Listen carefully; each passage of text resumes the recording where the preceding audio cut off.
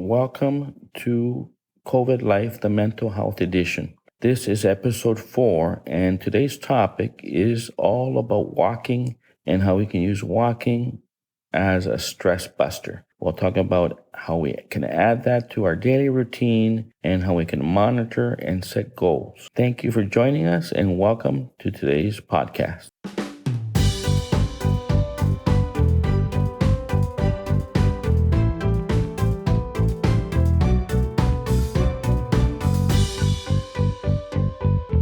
Hello, friend. Welcome to CovidLife. And this one is entitled Walking as a Stress Buster, or Walking, the Benefits of Walking on Our Health and Mental Health. So we'll start with some fun facts about walking. Walking is actually the most popular form of exercise, especially in the United States. To burn off a bar of candy, you would need to walk the length of a football field. How fast does the average human walk? 3 miles per hour.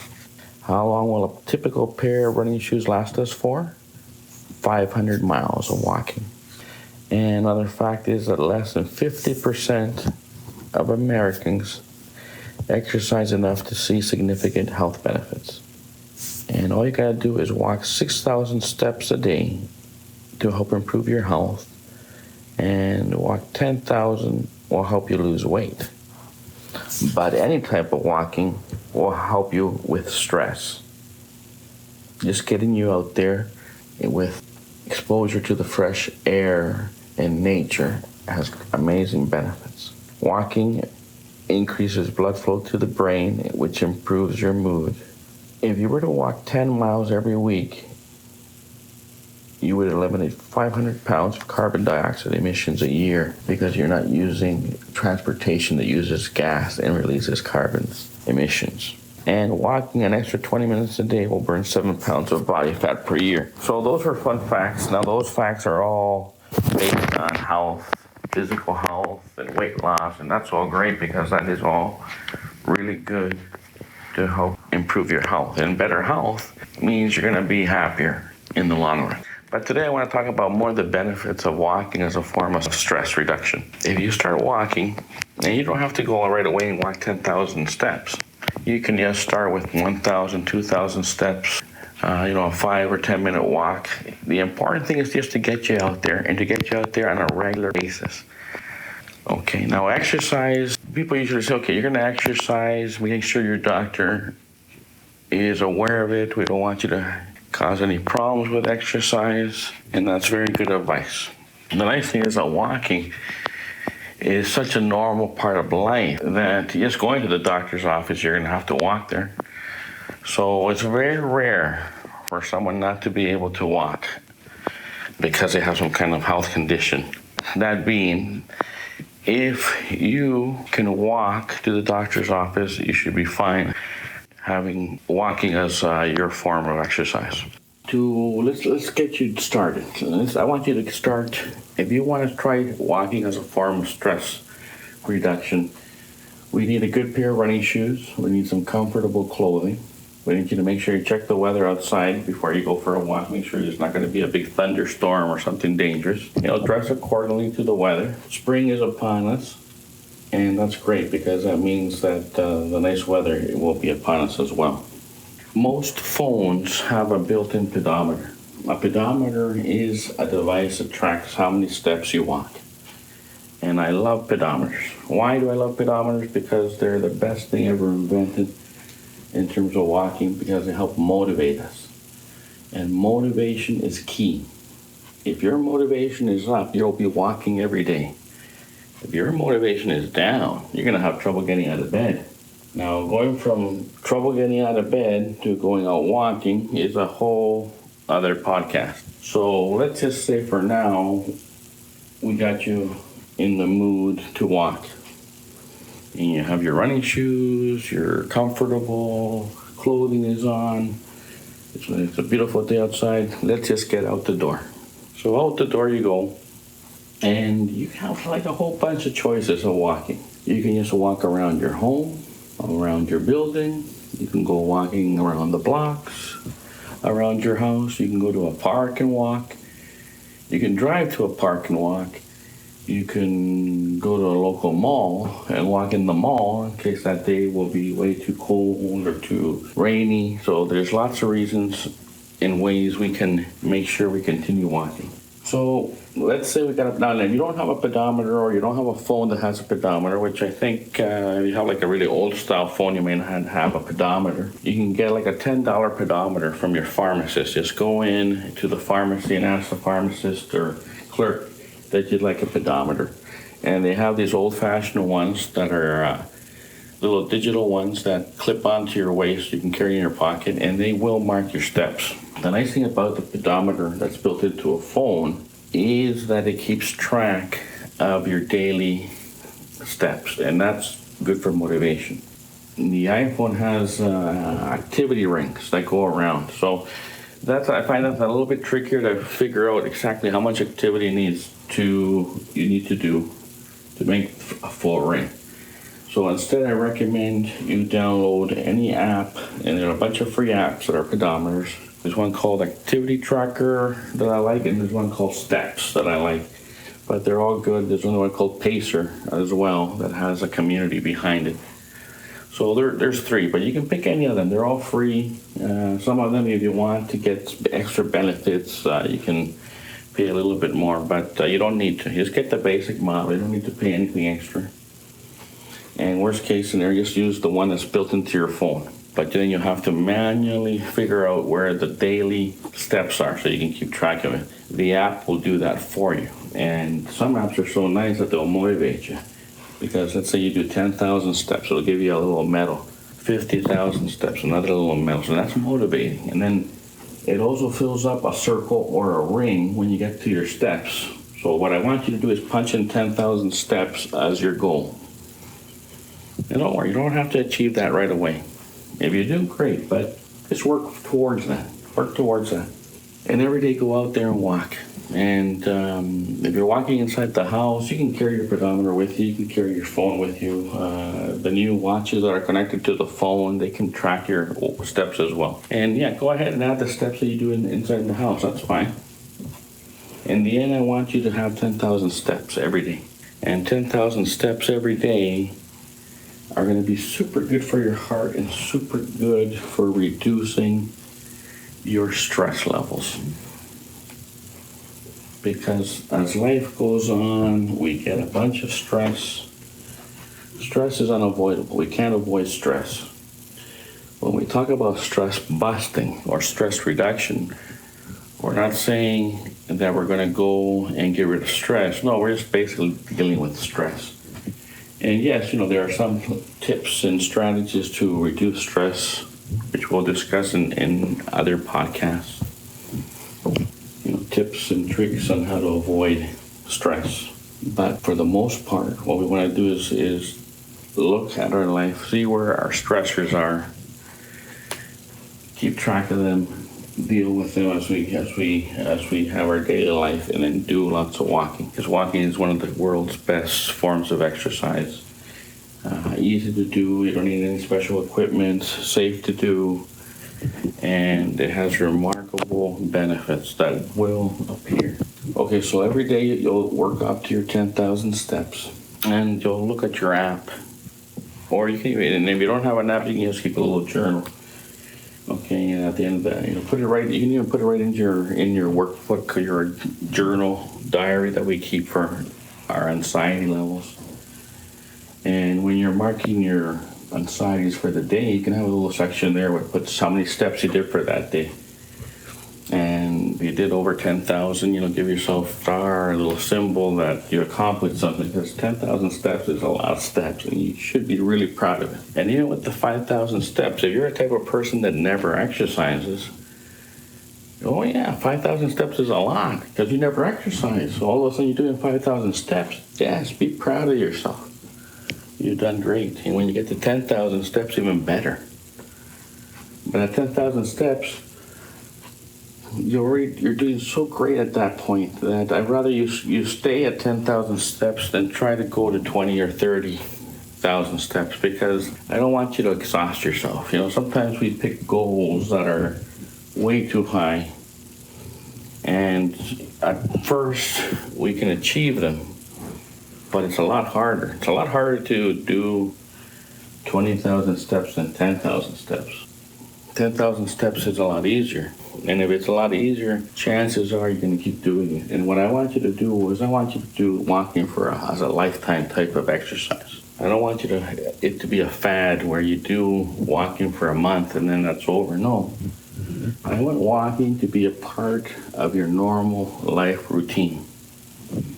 And that way we put exercise there for you. Now you have exercise as part of your normal routine. Okay, so what we've done so far is we talked about sleeping, how important sleep is. We're going to work on our sleep, and now we're adding exercise in the form of walking. There's also other benefits to walking, because when you start walking out there, you'll notice you're getting fresh air, you're getting that breeze of the wind. It's a nice, relaxing activity. And who knows, you might even be listening to this podcast right now while walking. Great, super amazing. Where do I fit into walking? Well, you have a lot of choices. If your life is extremely busy, you can add it to your lunch, or you can just do certain activities in the day to increase your walking, such as parking farther away. Or you can do it as a nice walk right after dinner or right after lunch. That'll help you digest your food better. You ate, you're full. We tend to be lazy, we want to go take a nap, which is probably the worst thing for you because that'll raise your sugar levels. Instead, you should go out and walk. That'll help you digest better. Your blood sugars will be better because you're walking after eating. Keep track of the walking. Make sure as with any type of activity, it's good to monitor it, keep track of it. And at the end of the month, we'll look at the numbers. Now, if you get over 200,000 steps, I think you should be really proud. 200,000 steps in a month. Now, that means you weren't able to get to 10,000 every day. That's fine. 200,000 means, for 20 days you did 10,000, or at least you averaged that. Now, if you have an amazing month and you get 300,000, wow, that's super great. That's amazing. But I think between 200 to 300,000 steps per month, you should be super proud that you've accomplished your goal. So 10,000 steps per day is our goal, or 200,000 steps in a month. And then I got some good news, friend. We have now Gmail email account. So our email, and feel free to email us your stories. I'd love to hear from you about how you're dealing with life during the COVID times, during regular times. And I'd love to hear your stories. And if for any reason you want some certain questions answered online on our podcasts or topics, feel free to put them there. And what we're going to do is, if you include your mailing address, your name, mailing address, we will send out 5 little gifts. Okay, 5 little gifts. What are the gifts going to be? Well, I think maybe you have a choice. You can choose 2 things. One you can choose is a journal, or we can choose a pedometer, and we'll get you that little, the little $10 to $15 pedometer from the pharmacy. So on the email, put as the title to the email, walking and CovidLife. Put those 2 things, so that makes it easier for us to see, okay? And the first 5 people that send us an email, we're going to mail those out to you. Now, of course, we need to make sure you have your address there. If you don't have your address, then we can't mail it to you, and we'll just skip to the next email. So that's going to be our promotion. We're going to promote walking and journaling this week. And to the first 5 people that send us a story or a question, anything that we can use in the podcast, you'll be awarded a little gift, okay, to the first 5. And we'll mail that out to you. And then do allow some time, because depending on where you're sending it from, we have listeners from all over. So depending where you are, but we'll definitely email you back to let you know that you are one of the winners of the journal or pedometer. Just put down which one you want. We'll mail that out to you free of charge as an appreciation of your involvement in our podcast. Because really, I want this podcast to be about not just me, not just about COVID. I want this to be about us dealing with stress that never ends. That never ends. It's always there. It's just part of life and how we deal with it. So the email is called CovidLife, COVID life, all one word, podcast at gmail.com. That is CovidLife podcast at gmail.com. And that's going to be the best way for you to communicate with us. So I'm lowering a little bit the microphone input here. I think it was a little bit too high, and hopefully this will be a little bit of a cleaner audio. We'll try to process it before we upload the podcast. But if for some reason today's podcast is a little bit noisy at the beginning, my apologies. So once again, email us at covidlifepodcast@gmail.com. And for the first 5 people to email us, we will mail out either a journal or a pedometer. So we're going to be introducing again walking as a regular part of our routine, along with the journaling that you're doing and the meditation. If you want to add that, great. I hope you like that. Tell us by email if you did like that. We can get Ingrid to do some more sessions free of charge. Like, you don't have to go and pay somebody to help you meditate. This is free of charge that we offer through the podcast, and all this advice that we're doing, it's free of charge because we think that it's important to have help as many people out there deal with the increased levels of anxiety and stress that we're dealing with. What's happening right now in the world? Well, we're in the 3rd wave of COVID. The COVID variants are worse than ever. They can cause increased ability to spread, increased ability to send you to the hospital, increased death. So yes, it is a terrible disease that we're living through, a terrible pandemic. We need to stay together, stay safe. And if you think a friend or a family member might benefit from this podcast, do share it with them. And because we need to make sure everybody stays healthy, mentally healthy, physically healthy. This is about wellness, and we do believe we need to have our body well, our mind well, and our soul well. Okay, so walking is a great way for the body, mind, and soul. And we think it's the number one exercise that we can do, everybody can do. And the more you do, the healthier you'll stay. People that don't walk at all, over time, it becomes harder and harder and harder. You know, imagine you're in your 60s, 70s, 80s. If you don't do any walking, it's going to be hard for you. So we encourage you to do walking. If you have trouble walking, even with a walker, and getting out there for a couple minutes around the room is better than nothing. And slowly you can work your way up to more. And for those who are able to walk outside, then we encourage you to please do so. Do some walking, do some exercise on a regular basis. Exercise is a very good stress buster, and it's a healthy form of stress busting. So this is Edward, and thank you for listening to our podcast. We hope you create a wonderful walking program for yourself using a pedometer and keeping track of it in your journal. Keep doing all your journaling. Keep writing down how you're feeling every day. Don't forget to write down those worries too if you have trouble with the worries. Put them in your journal and let your journal worry about it while you go to sleep and get some good rest. And we'll be back again with some more stress-busting advice, and we look forward to hearing from you in our new podcast email. Okay? Have a great day and a great week.